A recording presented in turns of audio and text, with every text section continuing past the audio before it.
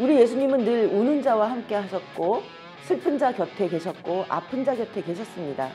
바로 그런 예수님을 기억하고 우리도 예수님처럼 그분들 곁에 있어야 하는 것이죠.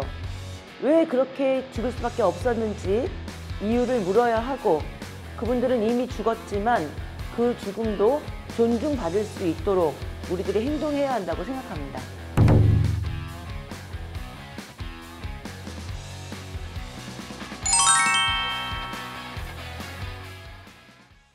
우리가 어떤 상황에 맞닥뜨렸을 때 어떤 행동을, 어떤 마음가짐으로 이것을 바라봐야 될까 하는 그 힌트는 복음서를 통해서 알 수가 있습니다. 예수님이 어떻게 하셨지? 예수님이라면 이 상황에 어떻게 대처를 하실까? 라는 그 물음을 늘 가지고 있어야 합니다. 예수님이 만나는 주요 고객층이 누군지 아시죠? 모두 사회에서 소외된 사람, 그런 분들입니다. 작은 자라고도 할 수 있겠죠. 예수님의 모든 말씀과 행동은 그 작은 자들을 근본으로 두고 이루어진 것입니다. 그래서 저는 하나님의 심성 그리고 예수님의 행동에 정답이 있다고 보고요. 우리의 정치, 경제, 사회 정의의 범위는 작은 자들을 존중하는 정치냐, 작은 자들에게 공정한 경제냐, 작은 자들에게 정의로운 것이냐, 그것을 보고 판단하면 된다고 봅니다. 만약에 그렇지 않다 그러면 저는 우리 예수님께서 그랬듯이 분노하고 항의하고 싸워야 한다고 생각합니다. 세월호 참사와 이태원 참사 같은 사회적 참사를 두고 그건 그냥 개인적인 일이지, 그냥 어떤 교통사고 같은 것이지, 이렇게 말하는 목회자들이 있었습니다. 그런데 저는 사회가 지켜내지 못한 죽음에 대해서 우리 모두는, 특히나 기독교인들은 사회의 한 구성원으로서 책임을 가져야 된다고 생각합니다. 우리 예수님은 늘 우는 자와 함께 하셨고 슬픈 자 곁에 계셨고 아픈 자 곁에 계셨습니다. 바로 그런 예수님을 기억하고 우리도 예수님처럼 그분들 곁에 있어야 하는 것이죠. 그리고 왜 그렇게 죽을 수밖에 없었는지 이유를 물어야 하고, 그분들은 이미 죽었지만 그 죽음도 존중받을 수 있도록 우리들이 행동해야 한다고 생각합니다. 예수님 시대에도 가난하지만 되게 못돼 처먹은 사람도 있었을 것이고, 장애인이지만 부잣집 자제가 있었을 수도 있겠죠. 그런데 예수님은 그런 모든 사람이라기보다는 사회가 내친 그런 사람들을 찾아가신 거거든요. 되게 선택적으로.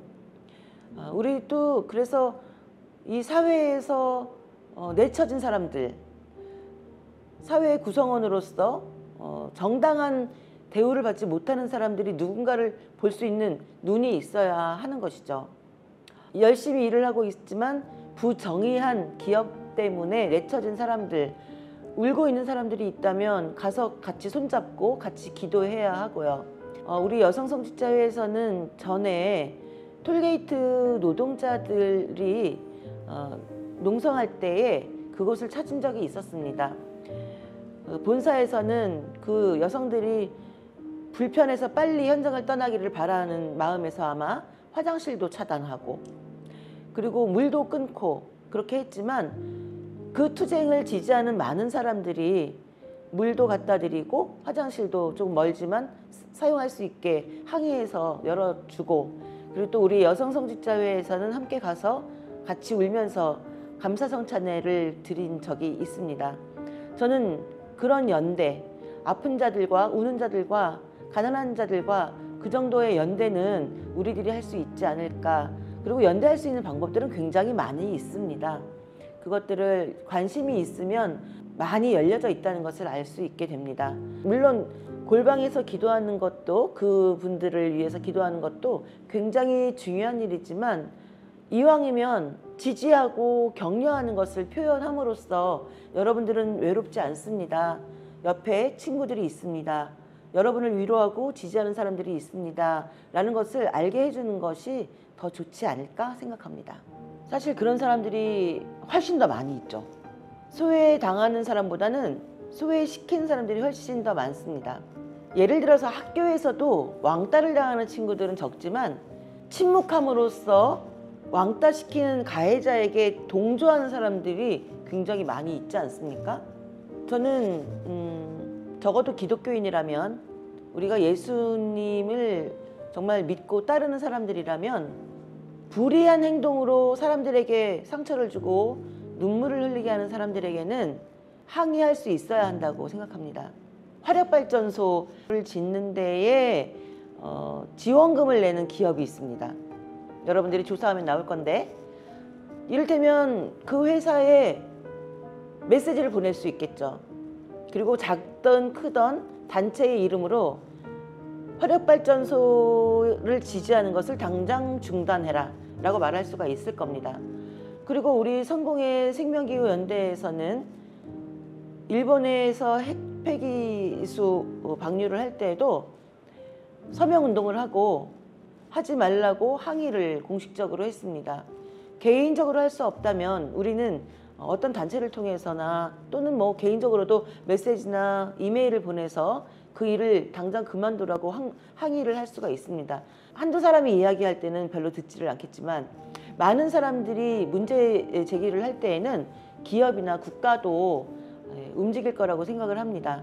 저는 마찬가지로 어떤 기업이나 국가가 개인에 대해서 어떤 생명을 위협하고 인권을 침해하는 문제에 있어서 그냥 아유 안 됐다라고 넘어가는 것이 아니라 분명하게 항의하고 문제 제기를 해야 한다고 생각합니다. 저는 뭐 교회 이름으로도 항의할 수 있다고 생각을 하는데요.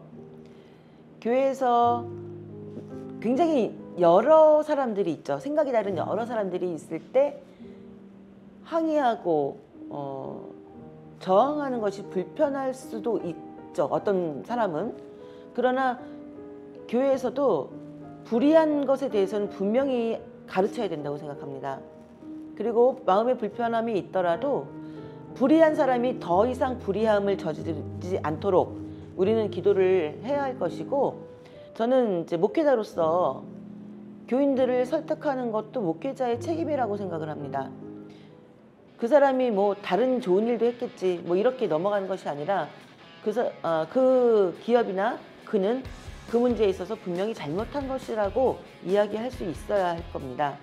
그래서 저는 그러나 교회에서 불의한 일을 했다고 해서 우리는 하나님이 아니지 않습니까? 우리는 재판관이 아니에요.